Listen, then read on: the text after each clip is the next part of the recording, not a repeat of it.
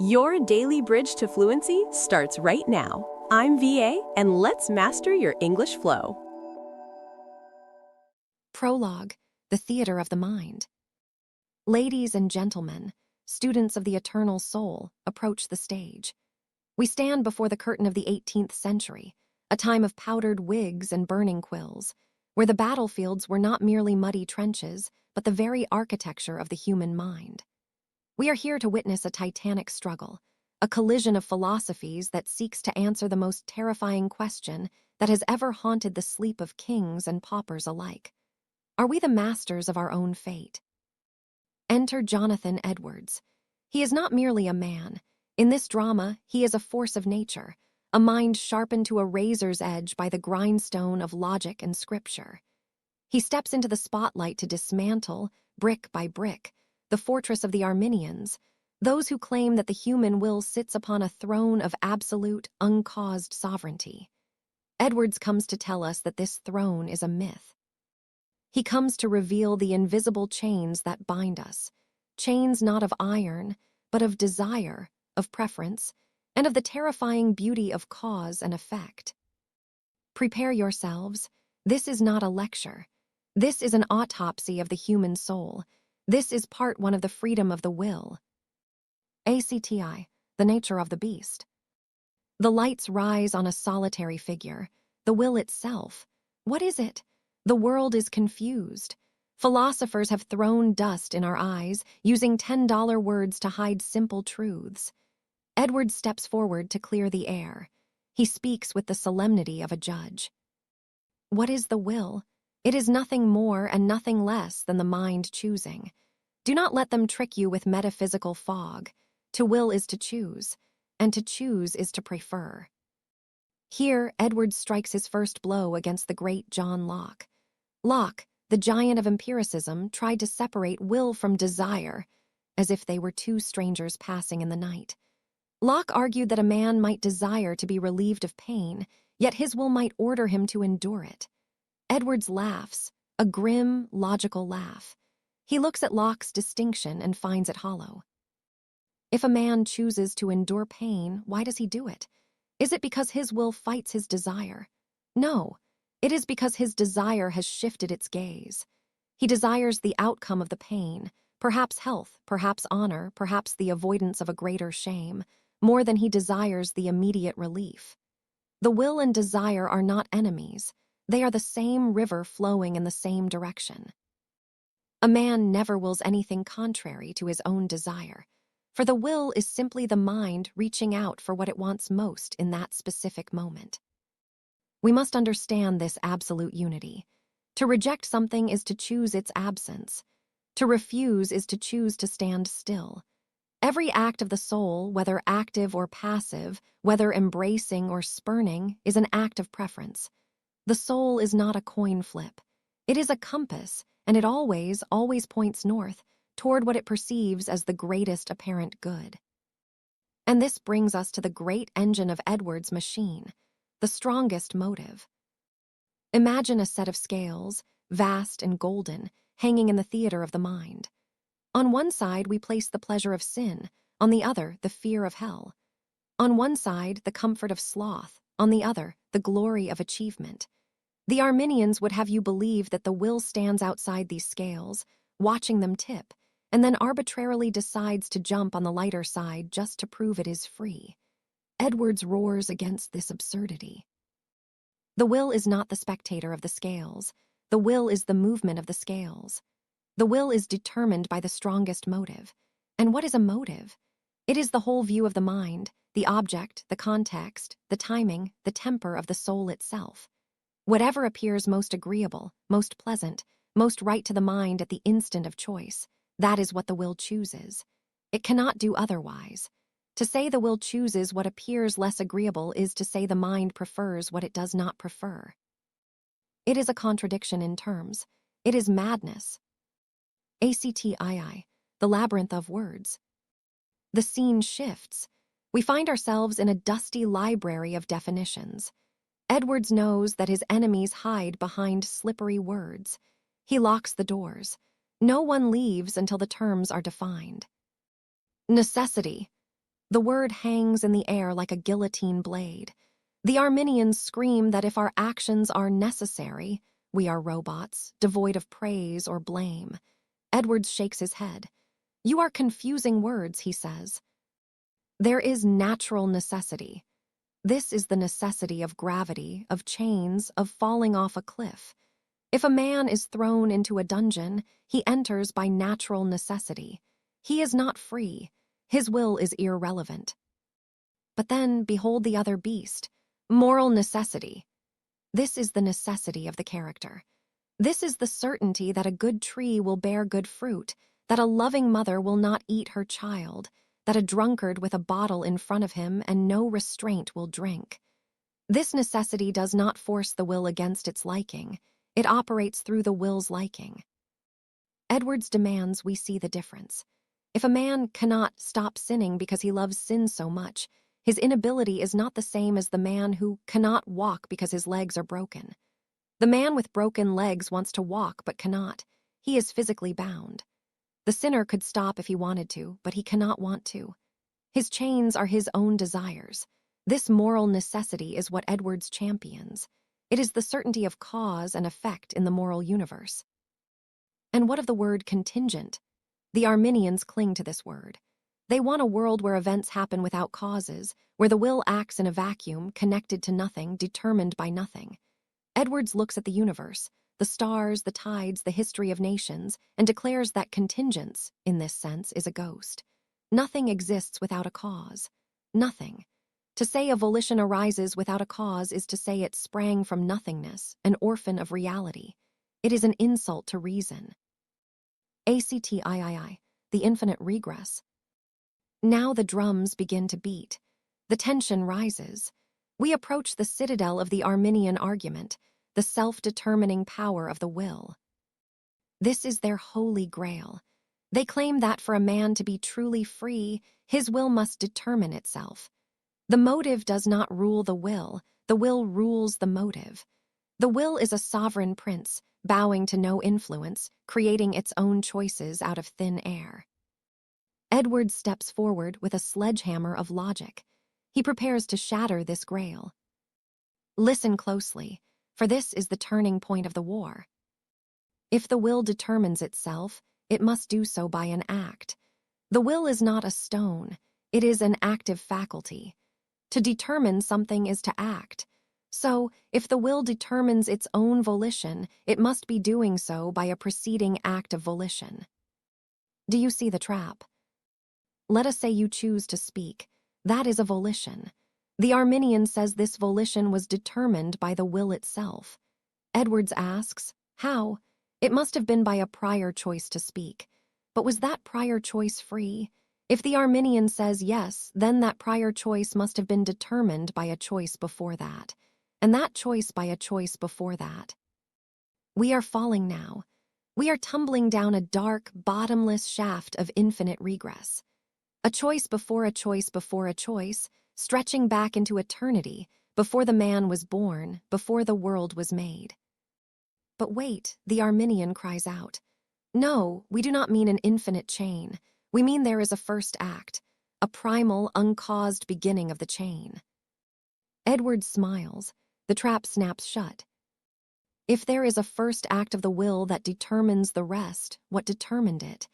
If it was determined by a previous act, we are back in the pit of infinity.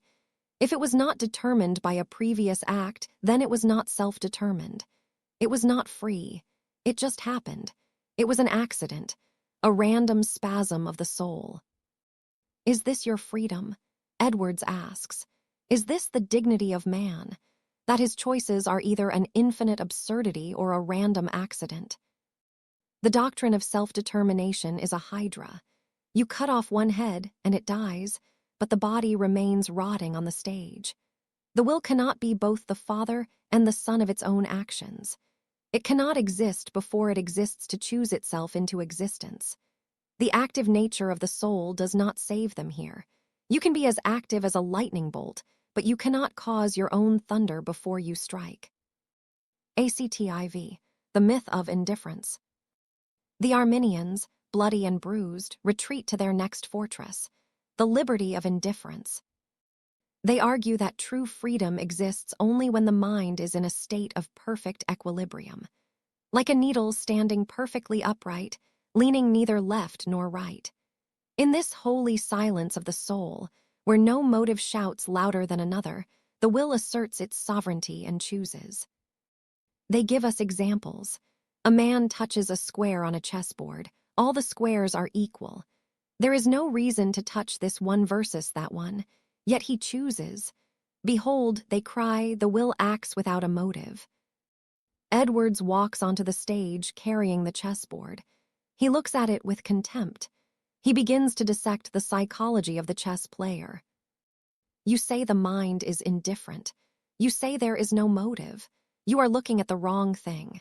You are looking at the squares, not the man. The man has a motive. He wants to play the game. He has a general determination to move his hand. He needs to pick a square to execute this general plan. His mind sees that it does not matter which square he picks, but it matters very much that he picks one. If he stands there paralyzed by the equality of squares, he looks like a fool. He delays the game. So what is the motive? To end the suspension, to act, to get on with it. The mind does not choose square A because square A is better than square B. The mind chooses the action of picking a spot, because the action of picking a spot is better than the action of standing there like a statue. Edwards digs deeper. He argues that there is no such thing as a choice made in perfect indifference. It is a contradiction. To choose is to prefer. To prefer is to lean. If the mind is perfectly upright, perfectly balanced, it cannot move. It is dead. It is frozen. If the will is truly indifferent, it cannot act. The moment it acts, it has ceased to be indifferent. Therefore, if freedom requires indifference, freedom is destroyed the moment a choice is made. We can only be free when we are not choosing. What a mockery of liberty. And what of the timing? Edwards presses the attack. Does this indifference exist during the choice? Impossible. You cannot be indifferent to X and choose X at the same exact moment. Does the indifference exist before the choice? Then the choice ends the freedom. The act itself is not free. It is merely the tombstone of freedom. The Arminians try to dodge. They say, the freedom is in the power to suspend judgment. Edwards scoffs. The power to suspend? That is just another act of the will. To choose to wait is a choice. To choose to pause is a choice. And what determines the choice to pause? A motive. Perhaps the motive is caution, perhaps fear, perhaps the desire for more information. We are back to the scales. We are back to the strongest motive. There is no escape. Every act of the mind, whether to move or to stand still, is determined by what the mind perceives as the best option at that moment.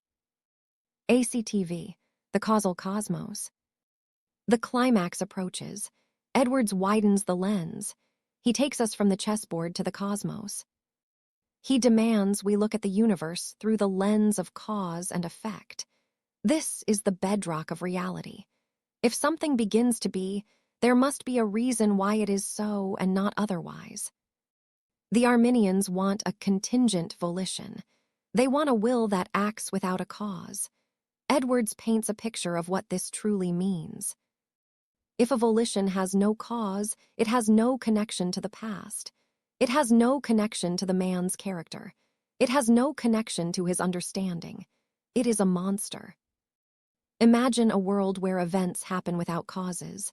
A table appears in the room. Why? No reason. A planet stops in its orbit. Why? No force stopped it. It just happened. If we allow this in the will, we must allow it everywhere.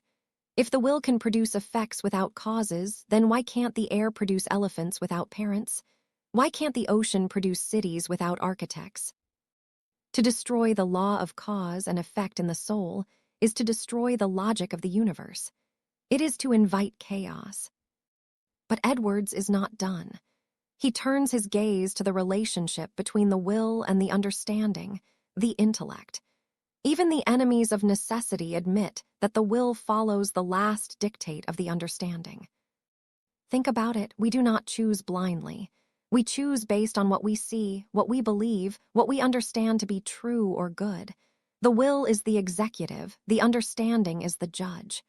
The judge presents the evidence, weighs the case, and issues a verdict. This course of action is best. The will then signs the order. If the will follows the understanding, and the understanding follows the evidence, where is the liberty of indifference? The understanding is not free to believe that black is white. If the evidence is strong, the mind must believe it. We are passive in our reception of truth. If I open my eyes to the sun, I cannot choose to see darkness. My understanding is determined by the light. So Edwards tightens the noose. 1. The will necessarily follows the understanding. 2. The understanding is necessarily determined by evidence and perception. 3. Therefore, the will is necessarily determined. The chain is complete. It is forged of iron logic. There is no gap for the self-determining power to slip through. ACTVI, the inconsistency of the opposition. In the final act of this treatise, Edwards brings out the prisoners, the writings of Dr. Whitby and others. He reads their words back to them with the dramatic flair of a prosecutor. He shows Dr. Whitby admitting that the will follows the greatest apparent good. He shows him admitting that the understanding leads the way. He shows him quoting the church fathers who say the soul acts by choice. And then Edwards asks the devastating question, do you not hear yourselves? You claim to hate necessity, yet your own systems require it.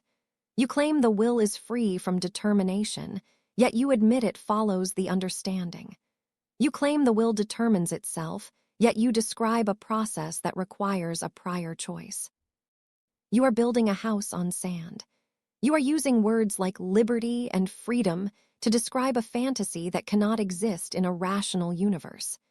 You want a freedom that is an absurdity, a power to choose against your own preference, a power to act without a cause, a power to be both the parent and the child of your own soul. Epilogue, the solemn truth. As the curtain falls on Part 1, Edwards leaves us with a solemn, overwhelming vision. The human will is not a chaotic spark in a machine. It is part of the great, orderly tapestry of God's universe. We are free, yes. Edwards will argue later that we are free to do what we will, which is the only freedom that matters. But we are not free to will what we will. We are not free to desire what we hate or hate what we desire. We are bound by who we are. We are bound by what we see. We are bound by the strongest motive. And this, Edwards tells us, is not a tragedy. It is the foundation of moral responsibility. For if our actions did not flow necessarily from our characters, they would not be ours. They would be random accidents. And who punishes an accident? Who praises a spasm? No, we are responsible because our choices belong to us. They flow from the necessity of our own hearts. And that necessity is the most dramatic, the most intense, and the most inescapable truth of our existence. The lights fade, the logic stands, the will is bound, and in its binding it finds its reality.